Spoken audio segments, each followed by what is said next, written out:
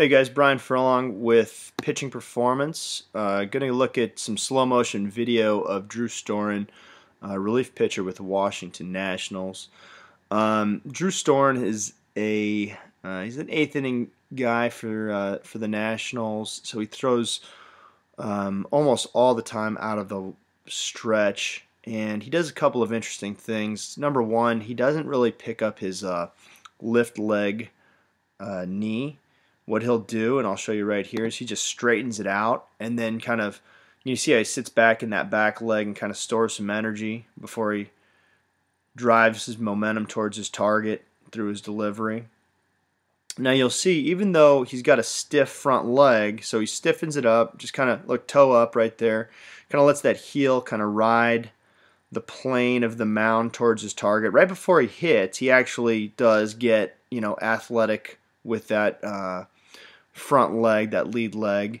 So he transfers his energy from an athletic back leg. So I'll go ahead and work this one this way. So as he straightens out and kind of picks up that leg, you see the back leg get nice and athletic.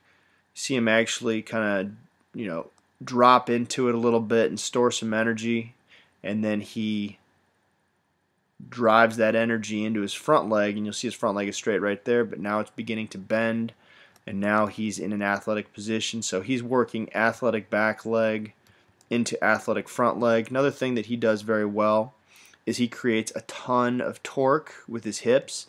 So you can see right here, his hips are almost fully turned towards his target, or they're on their way, and the shoulders are still pretty well closed up. You can see that back shoulder kind of delaying rotation right there. That's the energy moving through the torso, through the shoulders, and now the shoulders are pretty squared on his target. Glove side strong in front of his body. This is what we would call maximum external rotation as the forearm lays back flat, and he accelerates forward.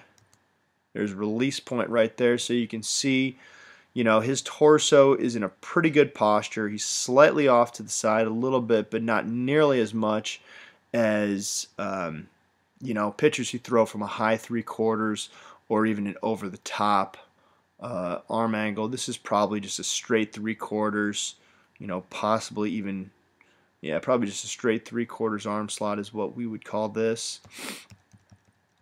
And you'll see him work on top and down through. And him and Storen, like a lot of other major league pitchers, you can see as his follow through continues, he's falling over to the first base side just due to all the amount of rotational force that comes through his body as he delivers baseball. And I'll let a couple more of these run here. Some of these are Storen throwing warm-up pitches, and some of them are actual game pitches. But it gives you an idea of how his body works in his delivery. That glove side, you can see that glove side extending out right towards his target.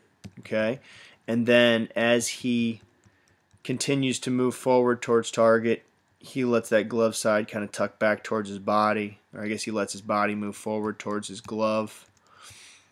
And pretty good torque right there. You can kind of see the hips really rotating forward forcefully, creating a lot of energy coming through that body.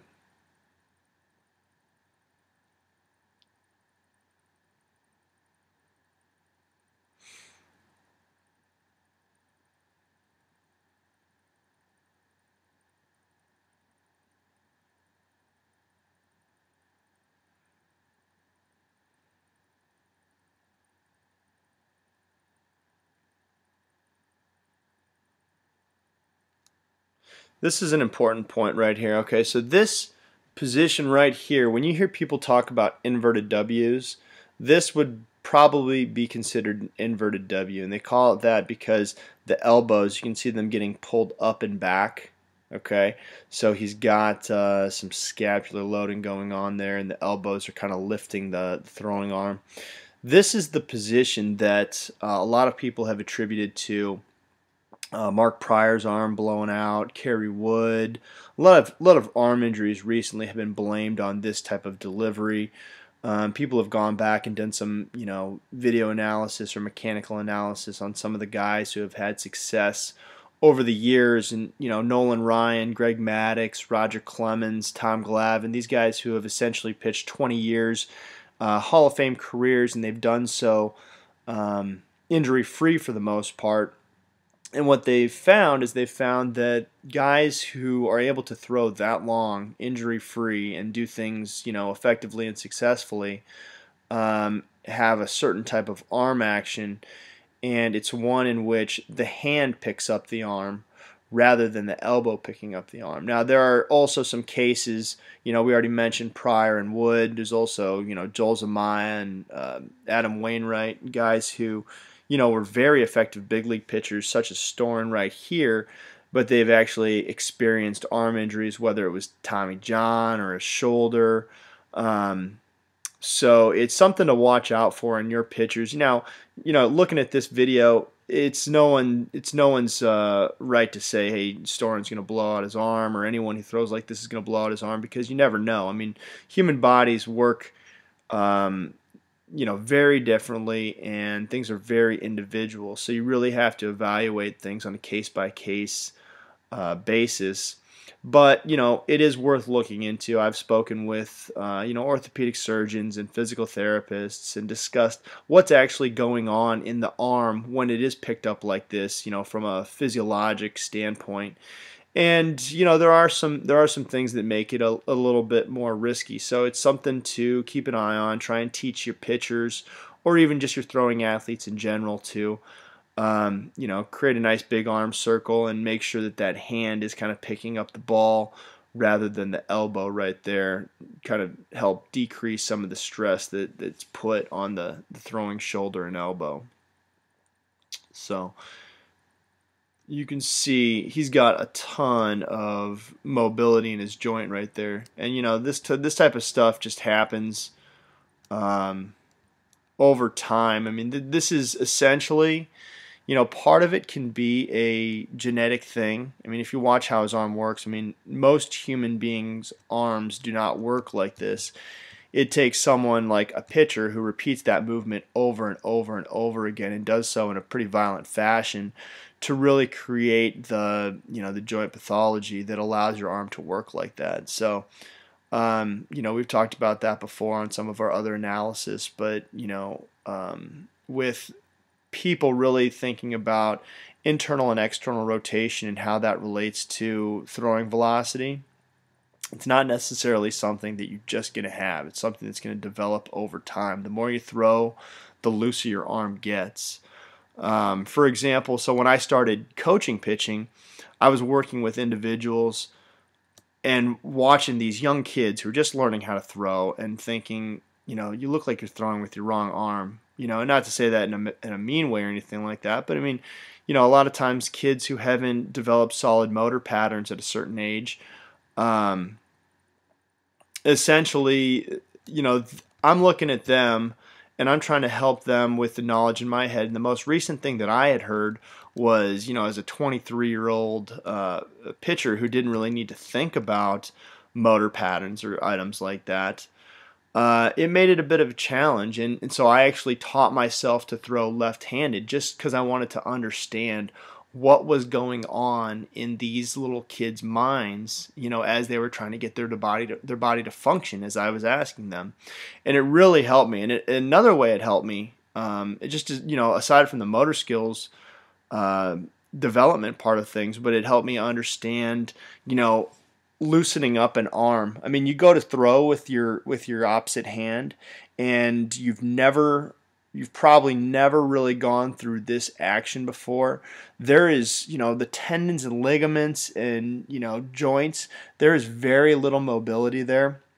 But, the more you do it, and if you do it safely and just kind of listen to your arm and try and repeat things in a mechanically sound fashion, it starts to loosen up more and more. And it's pretty interesting how quickly things start to feel a little bit more normal, things start to feel better. So, building solid movement patterns and creating the right environment within your joints in order to allow your arm to function in an optimal way is it's a pretty fascinating thing. And having gone through it in my own arm at an age where I can understand what was going on, rather than being 5 years old and just throwing a ball at the wall, which is essentially what I did when I was a little kid. I'd pitch against a wall all the time, or throw with my dad, or play as much baseball as I could. But really, you're not thinking about is my arm feeling looser or anything like that. So it gave me an opportunity to really experience it at a time in my life when I could really understand what was going on. So it really helped me become a better instructor and helped me understand how the body works and how the arm works specifically in a pitching delivery. So kind of got off base there a little bit at the end talking about arm action, but again, that was Drew Storen, relief pitcher with the Washington Nationals, going over his delivery and slow motion analysis. If you want to check out more videos or read some different articles that we've written regarding pitching physiology, psychology, mechanics, all different types of stuff, feel free to visit us at pitchingperformance.com. You can also check out the YouTube page. It's youtube.com/pitchingperformance. Also on Twitter at pitchingperform. And then you can find us on Facebook just by searching Pitching Performance. Thanks a lot.